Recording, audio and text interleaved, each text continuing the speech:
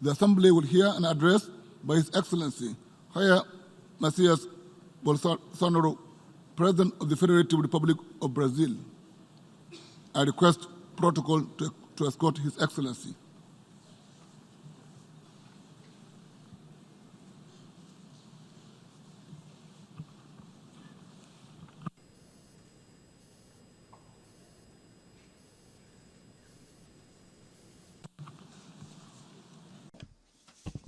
Assembly, I have the pleasure to welcome to the United Nations His Excellency Jair Messias Bolsonaro, President of the Federative Republic of Brazil, and to invite him to address the Assembly.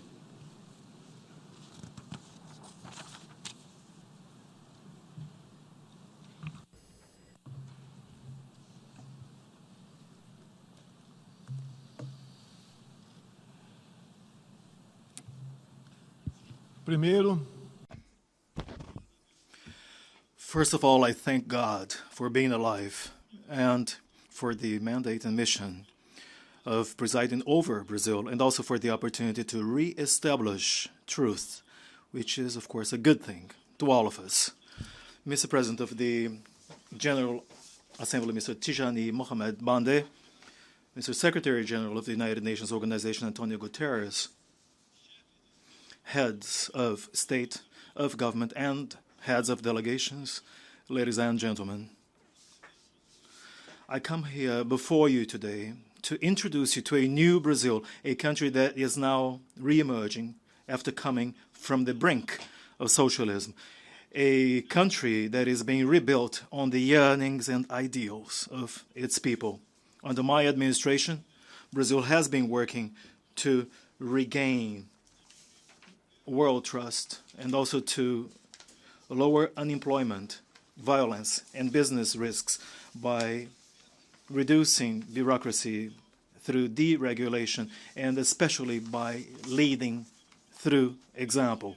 My country was very close to socialism, which led us to a situation of widespread corruption, serious economic recession, high crime rates, and continuous, ceaseless attacks against family and religious values that are part and parcel of our traditions. In 2013, an agreement between the former Workers' Party and the Cuban dictatorship brought to Brazil 10,000 doctors who had no evidence of professional training. They were prevented from bringing their spouses or children, and 75% of their wages were confiscated by the Cuban regime, and they were further prevented from enjoying fundamental rights, such as, for example, the right to go and come. Truly tantamount to slave labor, believe me. Supported by human rights organizations, both in Brazil and the United Nations organization. Even before I took office, almost 90% of these Cuban citizens left Brazil as a result of a one-sided initiative by the Cuban government. Those who decided to stay in Brazil will undergo proper technical eligibility criteria to allow them to exercise the medical profession.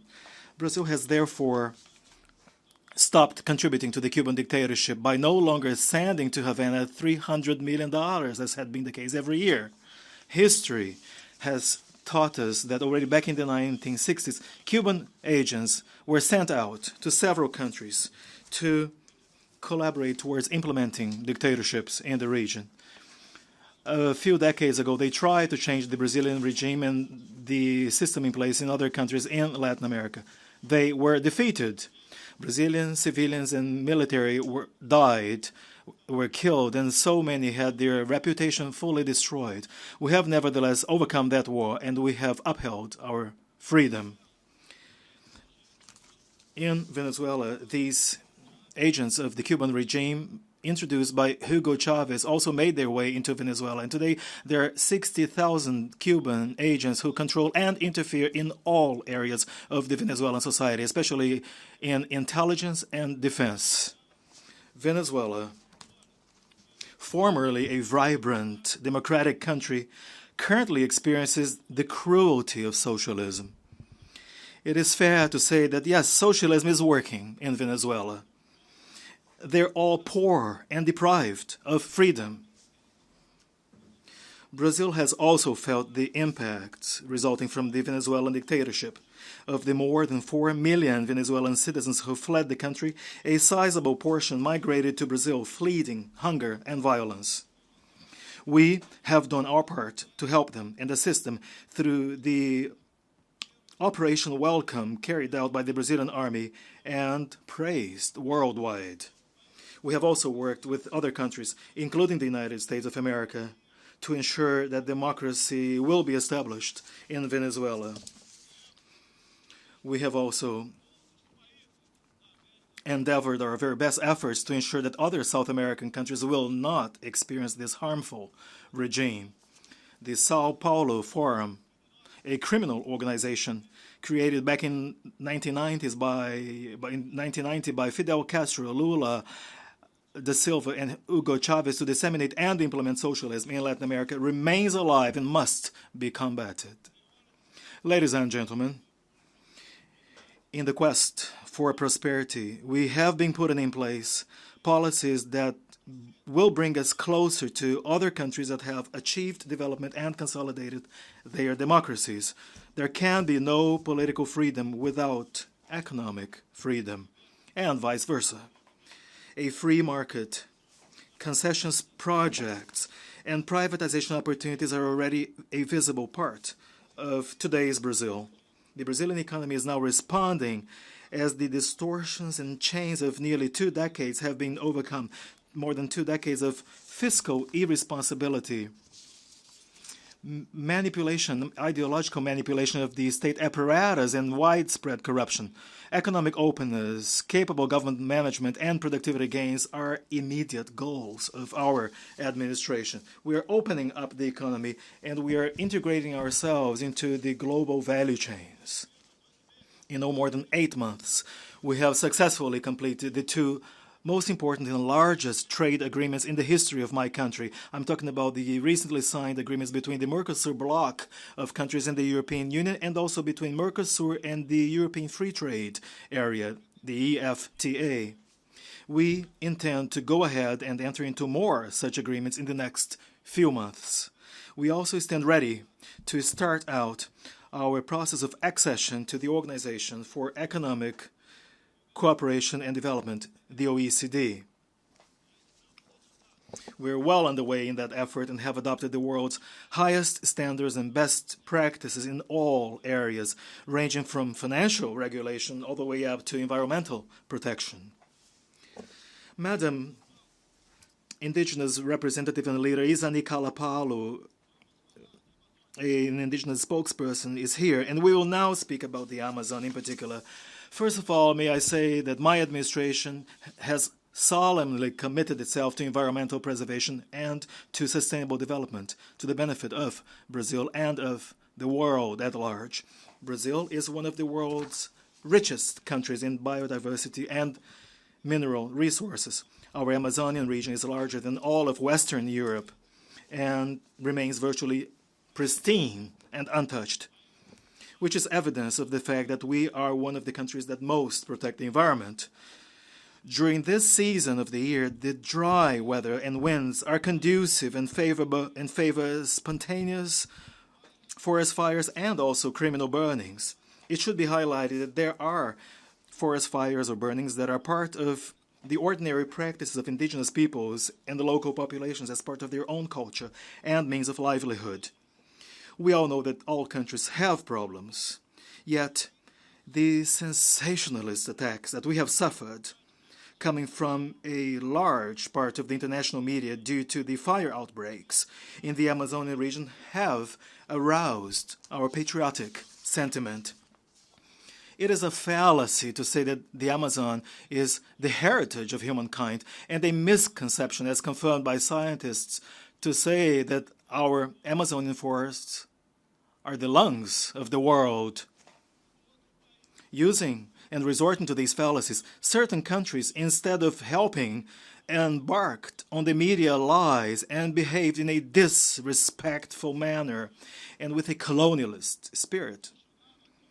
They even called into question that which we hold as the most sacred value, our sovereignty. One of these countries during a recent G7 meetings dared suggest applying sanctions to Brazil without even consulting with or hearing Brazil. I thank those countries that did not accept to go ahead with this absurd proposal. In particular, I thank President Donald Trump, who very aptly summarized the spirit that should prevail among United Nations member countries, i.e., respect for the freedom and the sovereignty of each of us as nations. Currently, 14% of the Brazilian territory are demarcated officially as indigenous lands, but one must understand that our natives are human beings, just as any one of us here. They want and they deserve to enjoy the same rights as all of us. I want to make it plain and clear, Brazil will not increase to 20% her area already demarcated officially as indigenous lands, as some heads of state would like to see.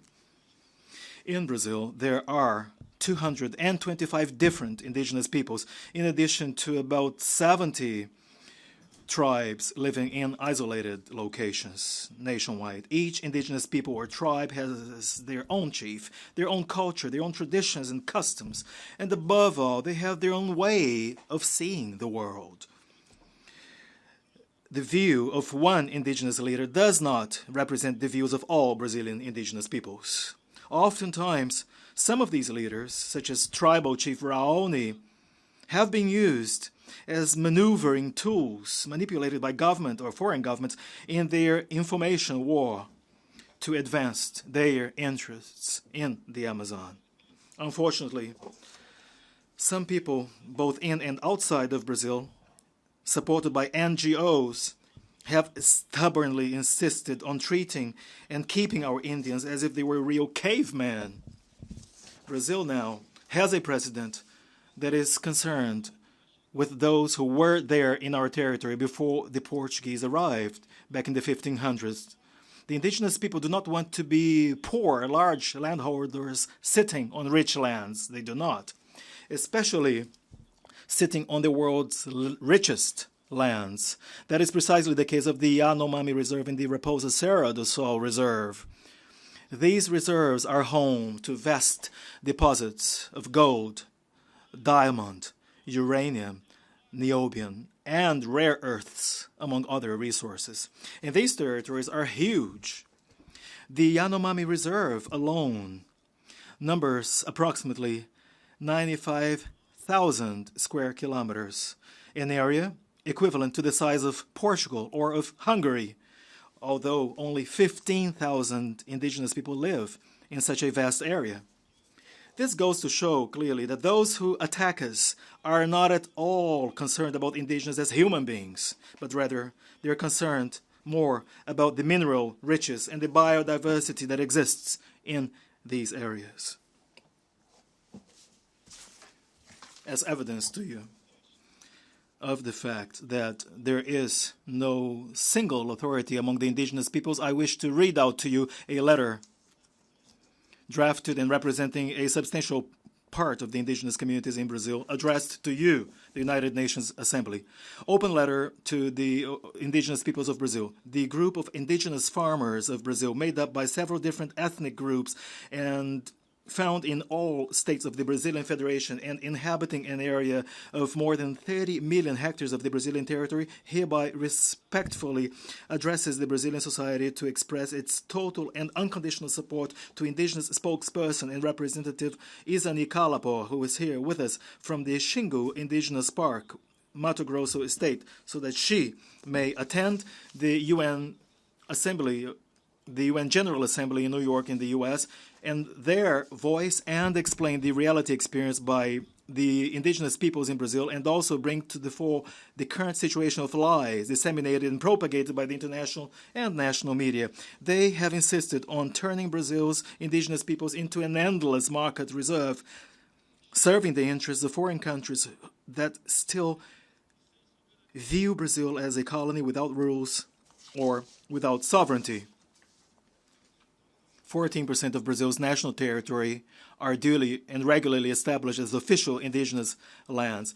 Many such communities are thirsty and eager and hope that the development of this portion of the country will finally take place without ideological chains, which will in turn enable achievement of a higher quality of life and standard of living in fields such as entrepreneurship, healthcare, and education. A new policy is needed for indigenous peoples in Brazil, and time is of the essence here. Bold measures can and should be encouraged in the pursuit of autonomy, economic empowerment of the indigenous peoples. Quite certainly, if a series of decisions are taken to that effect, we will be able to envisage a new approach to the Brazilian indigenous agenda. A new period of time, a new chapter of hope is needed currently for the indigenous communities. The situation of extreme poverty in which they find themselves, surviving on nothing but a family stipend and basic baskets of foodstuffs, has never delivered dignity or development. Radical extreme environmentalism and outdated approaches to the cause of indigenous people that are out of sync with what indigenous peoples truly want are tantamount to backwardness, marginalization, and absolute lack of citizenship. The reality described here requires that the world leaders attending the UN General Assembly learn and become familiar with our wishes and aspirations through the voice of indigenous spokesperson Izani Calapo, who will convey to you all the real situation regarding the Brazilian indigenous communities and the environment. Spokesperson Izani Calapo therefore enjoys the trust and prestige of the indigenous leaders that are interested in further development, empowerment, and a higher profile role and voice, and is thus fully in a position to represent the 52 ethnic groups listed in the attachment hereto. The monopoly of Tribal Chief Raoni is over. The United Nations organization performed a key role in overcoming colonialism in the past and cannot possibly accept that this type of mindset be allowed to come back to its rooms and halls, no matter under what pretext. We cannot forget that the world needs to be fed. France and Germany, for example, use up more than 50% of their territories for agriculture. By contrast, Brazil uses no more than 8% of its lands for food production. 61% of our territory are preserved. Ours is a zero-tolerance policy towards crime, including environmental crimes. I wish to again affirm my stance in this regard. Any initiative to help or support preservation of the Amazonian forest or other biomes must be treated in full respect for Brazilian sovereignty. We also reject the attempts to exploit and use the environmental agenda or the indigenous policy agenda as tools to further political, economic interests of foreign countries, especially those that are disguised as good intentions. We stand ready to work together in partnerships and by adding value to our resources so as to sustainably develop all of our potentialities. Brazil hereby reaffirms her uncompromising, unmistakable commitment to the highest standards of human rights, to advocating democracy and freedom, to include freedom of expression, religious freedom, and freedom of the press. A commitment that goes hand in hand with our efforts to fight corruption and crime, which our society urgently calls for. We will continue to contribute both within and outside of the United Nations framework to build a world where there is no impunity, there is no hideout or shelter to criminals and corrupt people.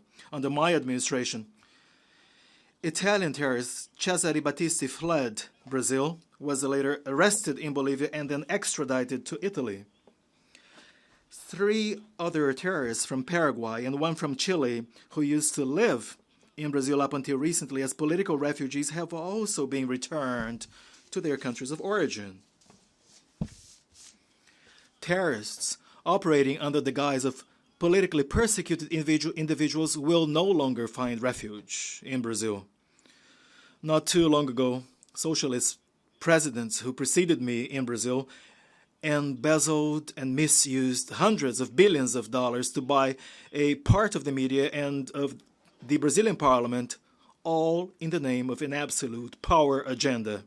They have been tried and punished thanks to the sense of patriotism, perseverance, and courage of a judge who has become a symbol of my country. I'm talking about Dr. Sergio Moro, our incumbent Minister of Justice and Public Safety.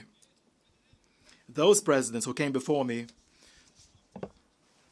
also transferred a sizable amount of these funds to third-party countries with the purpose of fostering and putting in place similar power projects throughout the region. Now, that source of funds has now dried out.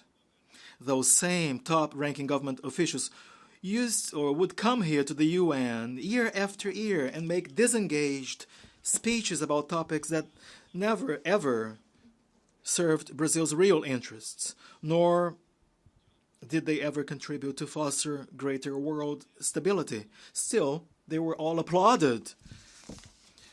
In my country, we had no choice but do something about the virtually 70,000 murders and countless violent crimes that used to massacre the Brazilian population every year. Life, after all, is the most basic of human rights. Our military police officers were the preferred target of crime up until recently. In 2017 alone, about 400 military police officers were cruelly murdered. However, that is changing now. Measures have been taken, and we have succeeded in lowering by more than 20% the number of murders in the first 6 months of my administration. Drug seizures, including cocaine and other drugs, have reached record levels so far. Today, Brazil is a safer country and an even more hospitable country. We have just extended visa waiver to countries such as the United States, Japan, Australia, and Canada. And we're currently considering adopting similar measures to China and India, among other countries. With more safety and with these easier, streamlined procedures, we want to ensure that everyone can visit and get to know Brazil, especially the Brazilian Amazonian region, in all of its vastness and natural beauty. The Amazon is not being devastated, nor is it being consumed by fire, as the media misleadingly says. Each of you, ladies and gentlemen, can bear witness to what I'm saying now, and you can do so on a first-hand basis. Make sure you do visit Brazil and get to know Brazil. It is a very different country vis-à-vis the country that has been portrayed in many newspapers and television channels. Religious persecution is a scourge we should all tirelessly fight. In the past few years, we have witnessed in different regions of the world cowardly attacks that have victimized followers and faithful gathering in churches, synagogues, and mosques. Brazil strongly condemns all of these acts and remains ready to collaborate together with other countries to protect those who are oppressed because of their faith.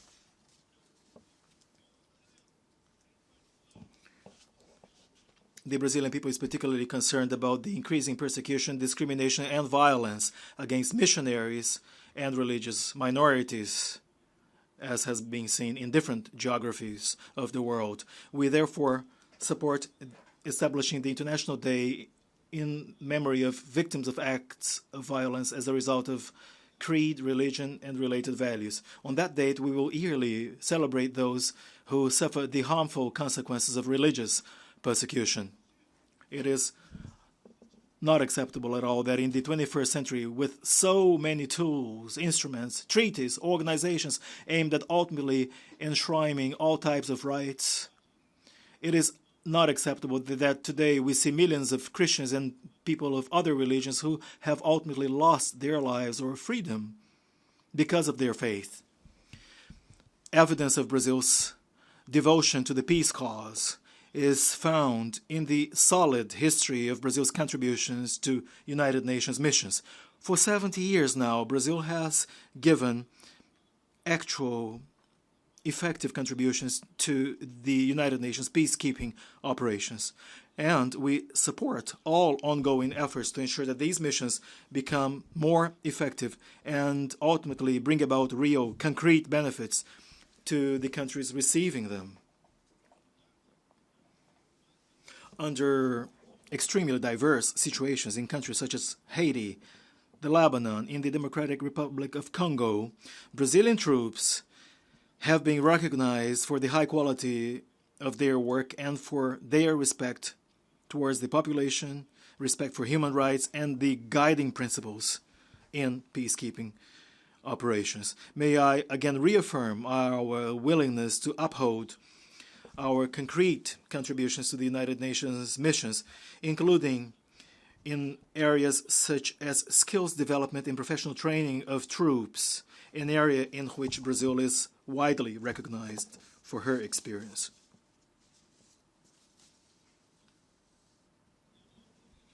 In the course of this year, 2019, we have established a broad-ranging international agenda with a view to restoring Brazil's role in the world scene and resuming relations with important partners.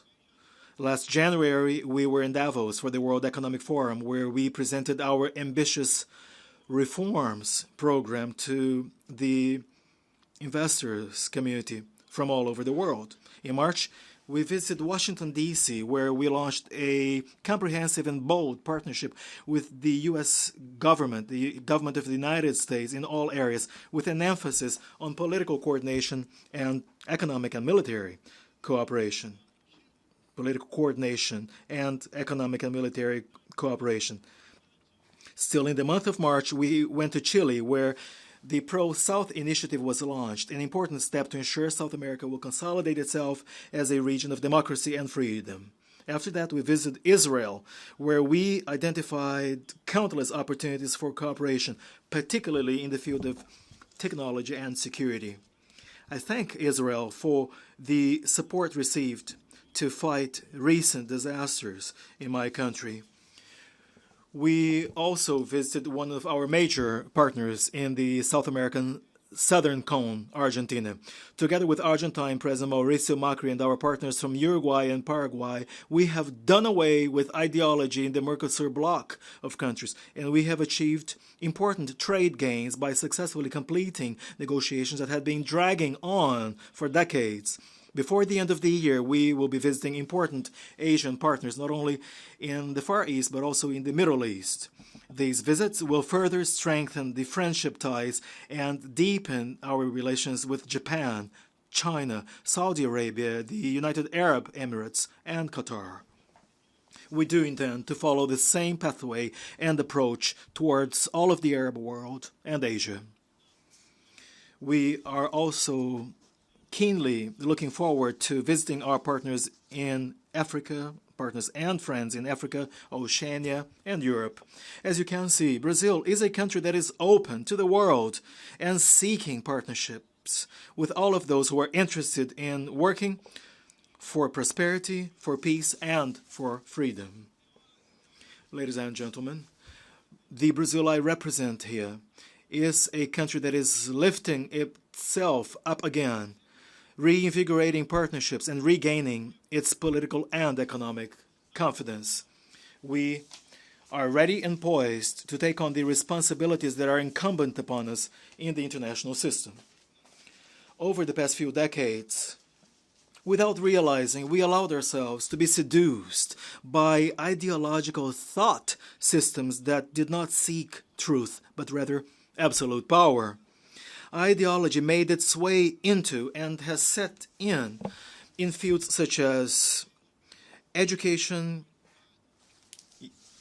media, culture, and has become a dominant force in means of communication, universities, and schools. Ideology has invaded our homes and has engaged in an offensive against the mother cell, the seminal cell in any healthy society, i.e., the family itself. They even try to destroy the innocence of our children by going as far as perverting their most basic and elementary identity, i.e., biology itself. The politically correct has become a prevalent constant in public debate to expel rationality and replace it with manipulation, repeated commonplaces, and buzzwords. Ideology has invaded the human soul itself to expel God from it and the dignity with which He has endowed us.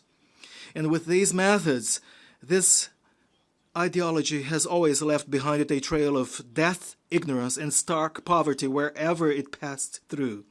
I am myself living evidence of that. I was cowardly stabbed by a left-wing activist, and I only survived because of a miracle operated by God. Once again, I thank God for my life. The United Nations organization can help overcome the current materialistic and ideological atmosphere that undermines some basic principles of human dignity. This organization was, after all, designed and established to promote peace among sovereign nations and social progress, with liberty in accordance with the preamble of the United Nations Charter. On matters such as climate, democracy, human rights, equality of rights and duties between men and women, and on so many other issues, all we need is precisely this: envisage and aim at the truth in line with the Gospel of John 8:32, which reads as follows: "And you shall know the truth, and the truth shall set you free." All of our national and international instruments should be ultimately geared towards achieving that objective. We are not here to erase nationalities and sovereignties in the name of an abstract global interest. This is not the Global Interest Organization. This is the United Nations Organization, and it must remain as such. With a sense of humbleness and trust in the liberating power of truth, you can be sure that you will certainly be able to count on this new Brazil that I am presenting to you, ladies and gentlemen. I thank you all for the grace and the glory of God. Thank you very much.